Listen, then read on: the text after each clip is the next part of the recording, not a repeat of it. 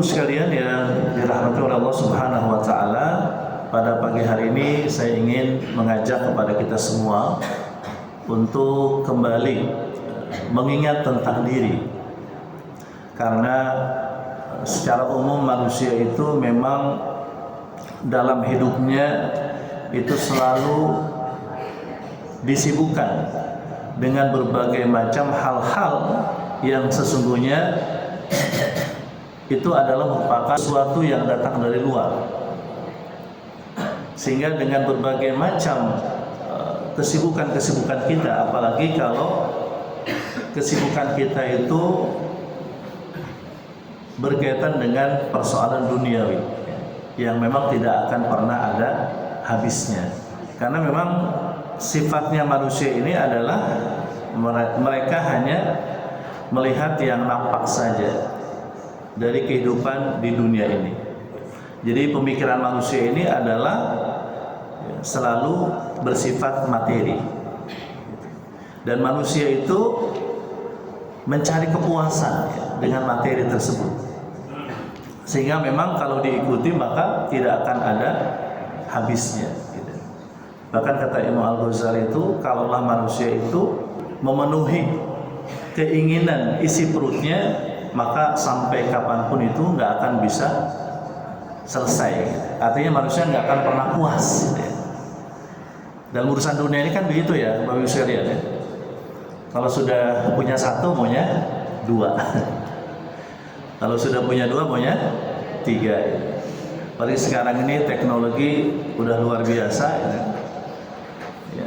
Jadi sekarang ini memang kemajuan ya, yang sungguh sangat luar biasa, sehingga akhirnya manusia itu terpukau ya, dengan berbagai macam penemuan-penemuan terbaru ya, dan akhirnya manusia fokus di situ ya, sehingga melupakan hal-hal yang bersifat esensi ya, atau hakiki ya. Kita sadar betul bahwasanya kita hidup di dunia ini hanya sebentar, sesaat.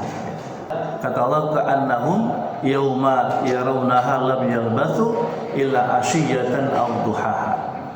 Ketika nanti dibangkitkan oleh Allah Subhanahu wa taala manusia, maka mereka seolah-olah hidup di dunia hanya di waktu duha saja. Ya. Cuma sekitar ya 2-3 jam ya, hidup di dunia. Ketika mereka dibangkitkan oleh Allah, nanti mereka sadar, oh ternyata sebentar doang hidup di dunia. Nah, oleh karena itu maka kata Allah, ya'lamuna zahiran minal hayatid dunya wa hum 'anil akhirati hum ghafilun. Jadi manusia itu hanya mengetahui saja berkaitan dengan hal-hal yang bersifat keduniaan. Ya. Tapi berkaitan dengan akhirat ya, yang itu lebih utama, itu lebih kekal, maka manusia itu banyak yang lalai gitu. Makanya terus Allah ingatkan dalam banyak ayatnya, dalam banyak firman-Nya, agar manusia itu sadar, manusia kembali. Sehingga kata Allah, awalam yatafakkaru fi anfusihim. Ya, kenapa manusia itu enggak berpikir tentang sesuatu yang dekat, malah yang jauh terus.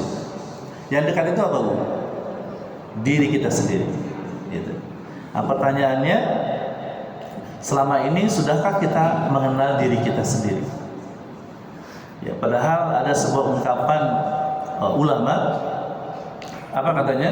Man 'arafa nafsahu faqad 'arafa rabbahu. Siapa yang kenal dirinya, dia akan kenal Tuhannya. Artinya bagaimana seorang itu akan mengenal Tuhannya kalau dirinya saja dia tidak mengenalinya, gitu ya. Makanya Dr. Yusuf Al-Qaradawi ya, itu ingatkan kepada kita semua ya, camkan ya, 3 pertanyaan mendasar, sehingga dengan 3 pertanyaan ini maka kita akan memulai untuk mengenal siapa diri kita. Apa pertanyaannya? Yang pertama adalah man ana, siapa saya? Apakah saya ada di dunia ini, ada dengan sendirinya, atau muncul tiba-tiba saja gitu ya, kebetulan gitu ya, atau memang sudah direncanakan saya manusia hidup di dunia ini sudah direncanakan oleh yang menciptakan saya. Kalau misalnya saya adalah diciptakan, maka pertanyaan berikutnya adalah siapa pencipta saya? Nah, jadi kalau orang bertanya tentang diri, siapa dirinya, nanti selanjutnya akan bertanya tentang siapa penciptanya. Makanya ungkapan tadi benar sekali ya. Kalau orang sudah mengenal diri, maka akan menuntun dia kepada mengenal Robnya. Lalu kemudian pertanyaan yang kedua, kata Dr. Yusuf Al-Qaradawi, kalau manusia itu sudah tahu siapa penciptanya, lalu dia harus bertanya, tujuan penciptaannya apa? Gitu. Apakah kemudian Allah itu tugasnya cuma mencipta saja? Setelah itu Allah nggak berikan informasi berkaitan dengan maksud dan tujuannya menciptakan. Ini seperti halnya orang-orang yang menganut materialisme, ya. Bahwasanya tugas Allah itu adalah hanya mencipta saja, kata mereka. Setelah mencipta, Allah pergi, gitu. Ini orang-orang materialisme, ya. Artinya Allah nggak punya kepentingan apapun kepada manusia, sehingga Tuhan tidak menurunkan aturan, tidak menurunkan agama, katanya. Sehingga hidup di dunia ya terserah manusia. Dan berarti kalau begitu nggak ada kehidupan akhirat. Nah, makanya kemudian mereka menciptakan surga di dunia ini, ya, dengan hidup serba mencari kepuasan yang bersifat duniawi. Itu sehingga akhirnya mereka menjadi ateis. Nah, inilah pertanyaan kedua. Maka kemudian disebutkan oleh Allah Subhanahu wa taala, tujuan penciptaan manusia itu adalah diantaranya adalah untuk beribadah kepada Allah Subhanahu wa taala. Dalam surah Az-Zariyat ayat 56, Allah berfirman, "Wa ma khalaqtul jinna wal insa illa liya'budun." Dan tidaklah, kata Allah, aku ciptakan jin dan manusia kecuali untuk beribadah kepadaku, kata Allah. Ya, jadi ini tujuan penciptaan manusia.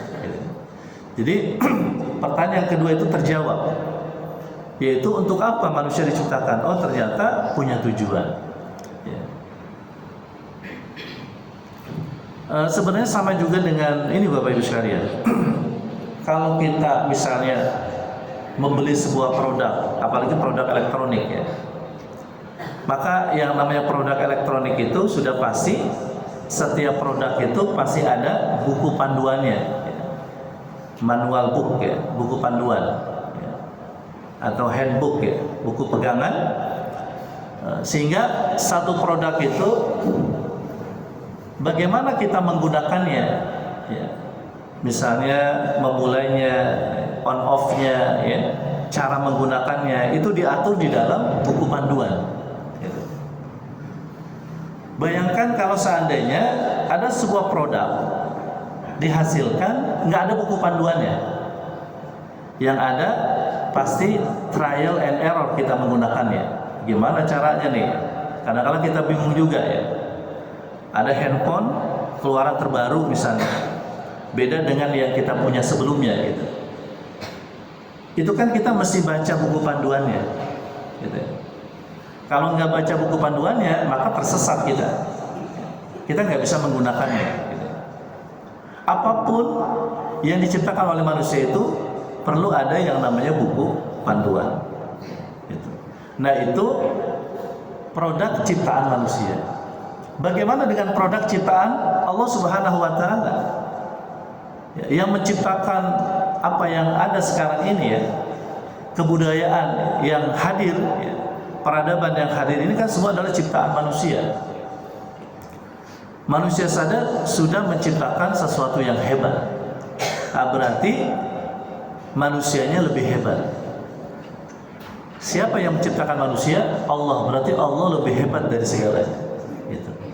Itu sehingga nggak mungkin kalau seandainya Allah menciptakan sebuah ciptaan yang Allah tidak menurunkan buku panduannya. Nah, disitulah kemudian ya, setelah kita tahu tujuan hidup kita apa, lalu kemudian kita butuh yang namanya buku panduan. Diturunkannya Al-Quran sebagai panduan. Lalu pertanyaan yang ketiga adalah yaitu apakah kehidupan di dunia ini setelah selesai lalu hancur?